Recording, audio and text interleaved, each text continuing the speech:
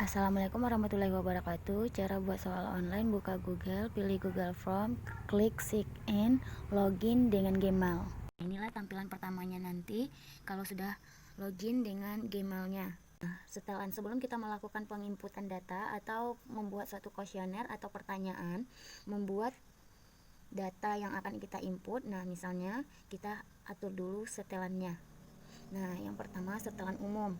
Nah, kumpulan email. Nah, di sini kita akan mengumpulkan email yang akan kita respon ya, yang akan kita terima responnya. Nah, kalau kita klik berarti kita kumpulkan emailnya. Kalau tidak, nggak usah. Nah, atau ini perlu masuk. Nah, perlu masuk ini batasi ke satu tanggapan.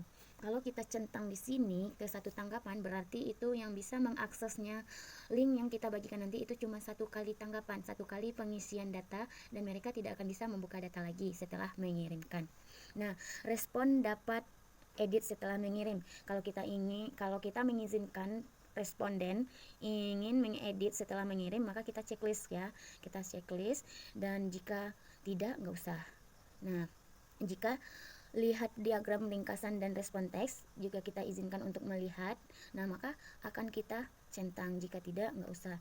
Kalau menurut saya, kalau untuk soal kita nggak perlu ya, tapi kalau untuk kuesioner bisa jadi, atau untuk data bisa jadi kita boleh untuk mengeditnya ya, karena untuk data mana tahu datanya nanti ada yang keliru, jadi bisa diedit. Nah, kita tinggal sesuaikan saja dengan kebutuhan kita. Nah, setelah itu di sini saya akan mencontohkan untuk pembuatan soal aja ya. Untuk pembuatan soal nih, presentasinya nanti ini sini ada tampilan status progres. Nah, ada juga acak urutan pertanyaan. Nah, di sini acak urutan pertanyaan ini nanti berarti bisa kita ya, setiap siswa atau setiap responden yang menerima soal akan tidak sama soal pertamanya dengan temannya yang lain, akan berbeda, masing-masingnya akan berbeda. Kalau kita menginginkan berbeda acak, nah kita tinggal klik. Nah, maka soalnya akan secara acak, per orang siswa tidak akan sama, bisa jadi yang si A nomor 1 soal, di si B nomor 3. Oke. Nah, pesan konfirmasi ini, jika kita ingin memberikan pesan konfirmasi boleh kita tuliskan di sini, atau contohnya seperti ini. Kalau tidak ada pesan konfirmasi nggak usah ditulis. Seperti kalau ingin juga bikin pesan konfirmasi boleh juga, terima kasih, kita tulis ya yang ini aja, terima kasih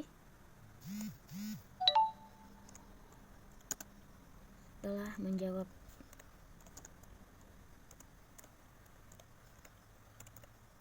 dengan jujur. Oke. Nah, terus kalau kita bikin soal kuis atau soal ujian ulangan atau dan sebagainya, mungkin bisa kita gunakan kuis ini, kita aktifkan ya kuis. Kalau untuk kuesioner saya rasa nggak usah kita aktifkan kuisnya, karena kuesioner kita khusus untuk menginput data aja ya. Nah, kalau kuis ujian soal ulangan atau berupa soal kita butuh nilai, maka kita aktifkan kuisnya, jadikan ini sebagai kuis. Nah, kita kita klik, terus opsi kuisnya nanti rilis nilai. Nah, jika kita menginginkan segera setelah setiap pengiriman, maka kita centang di sini. Kalau tidak ingin itu, bisa kita pindahkan ke sini ya, nanti setelah peninjauan manual. Saya rasa lebih baik secara otomatis saja ya. Nah, nggak perlu kita manualkan. Nah, otomatis siswa setelah mengerjakan soal dia tahu nilainya langsung, atau responden langsung tahu nilainya. Nah, ini responden dapat melihat. Jika kita ingin melihatkan responden pertanyaan tak terjawabnya, kita centang. Jika tidak, kita tidak centang. Nah, jika jawaban yang benar, kita ingin melihatkan responden melihat jawabannya yang benar, kita centang. Kalau tidak, kita tidak centang. Saya sarankan kalau untuk soal kuis kita centang saja. Nah, dan jangan lupa untuk disimpan ya, kita simpan. Oke. Maka kembali ke sini lagi kita ya, ke pertanyaan. Nah, baru kita menulis pertanyaan atau menginput data yang akan kita butuhkan. Misalnya kita bikin soal mengenai penilaian harian.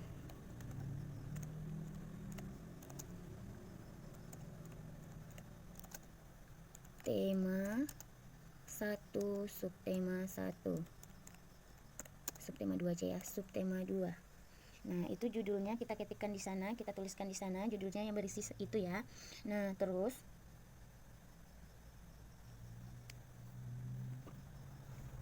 Untuk deskripsi formulir ini bisa kita tulis atau nggak usah deh, kalau judul saya rasa tidak perlu kita deskripsikan. Nah, ini email, kontak email yang valid. Oh, ini tadi kita berarti mencentang ya di sini ya, di pengaturannya. Saya rasa kita nggak usah untuk kita kembali ke pengaturan. Nah, kita nggak usah kumpulkan emailnya, cukup kita buat satu kali tanggapan saja ya, ke satu tanggapan saja. Oke, kita simpan lagi. Nah, maka emailnya akan bukan terhapus ya, tapi akan tidak muncul lagi. Nah, langsung itu ke pertanyaan lagi nih. Sebelum kita bikin soal, lebih baik ananda kita atau siswa-siswa kita, peserta didik kita atau responden kita mengisi datanya terlebih dahulu. Yang pertama kita tulis nama mereka. Ya, kita input namanya dulu. Nah, jawaban singkat ya. Kalau untuk nama kita pilih jawaban singkat. Di sini tipe jawabannya, pilihan jawabannya ada bermacam-macam. Ada jawaban singkat, paragraf, pilihan ganda, kontak centang, drop down, dan sebagainya. Nah, kalau untuk nama kita pilih untuk jawaban singkat saja. Oke, setelah jawaban singkat, nah teks jawaban singkat ya. Kunci jawaban kita kosongkan saja ya, karena ini bukan sifatnya untuk kuis, tapi ini adalah input data ya, kuesioner, semacam kuesioner gitu. Nah, tapi kita centang ini ya, kita klik ini wajib diisi karena nama harus diisi. Kalau data siswa tidak diisi, jadi nggak ada ya datanya. Tanda ini ya, tanda ini berfungsi kalau yang ini untuk menambah pertanyaan. Nah, seperti ini, tambah lagi nanti ini dia, yang di atas tadi ada pertanyaan namanya, yang di bawah nanti kita inputkan untuk kelasnya, kelas berapa. Bisa kita inputkan untuk kelas berapa ya, kelas berapa. Terus di sini pilihan ganda ya, kita ganti. Saya rasa nggak usah kita pakai pilihan ganda, tapi drop down. Nah, dengan pilihan optionnya nih, di sini ada optionnya, kita tinggal ketikkan. Nah, kelas misalnya 2A, terus 2B, terus 2C, dan 2D. Oke.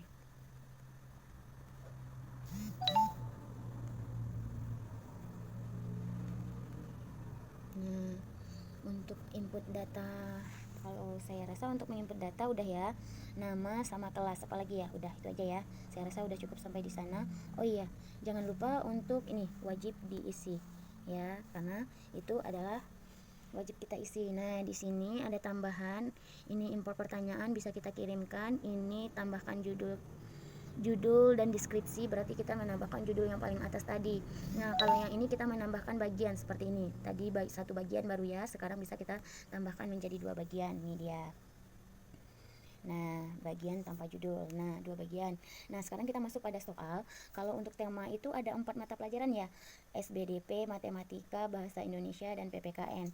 Nah, ada 4 mata pelajaran. Jadi bisa kita bikin di sini dulu, nanti mungkin PPKN. Nah, bagian pertama atau bagian yang keduanya dari data, input data. Nah, deskripsi. Nah, di sini kita mau milih soalnya, mungkin pilihan soalnya ganda. Kalau kita pakai pilihan ganda ya, pilihlah jawaban di bawah yang dianggap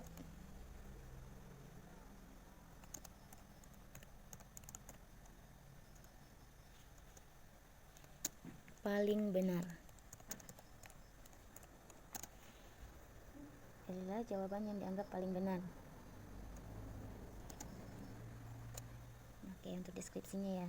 Nah, jadi kita tambahkan pertanyaannya lagi. Untuk pertanyaan bisa kita copy dari Word, Excel, atau dari mana yang sudah kita ketik, atau kita cari searching di Google, kita copy, paste di sini. Kita juga bisa menginput gambar dengan cara klik ini, dan nanti akan bisa kita pilih gambarnya. Bisa gambarnya mungkin melalui online, juga melalui Google, atau gambar yang sudah ada di komputer kita.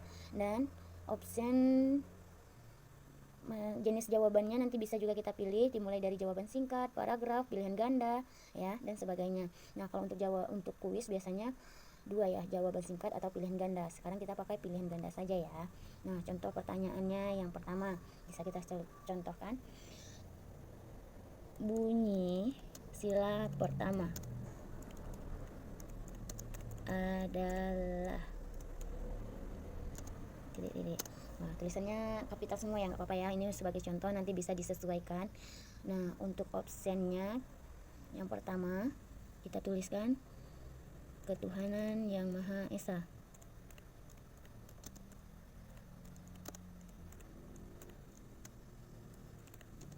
Option yang kedua kita tuliskan Persatuan Indonesia.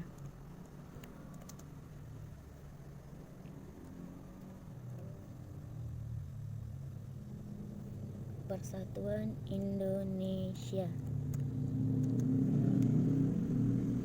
Option tiganya kita tambahkan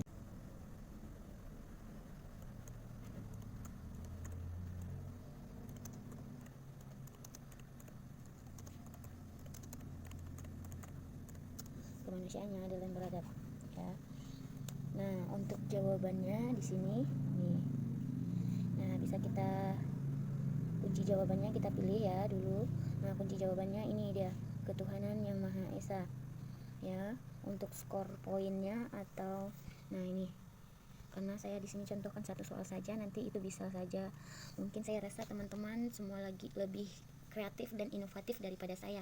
Ini cara yang saya buat yang iseng-iseng ya, nggak tahu, mungkin cara orang juga berbeda sama saya, kita kan punya cara tersendiri ya. Ini cara saya, versi saya, yang penting kita coba saja ya. Nah oke. Nah ini satu lagi untuk penambahan bagian lagi ya. Oke, kita simpan dulu.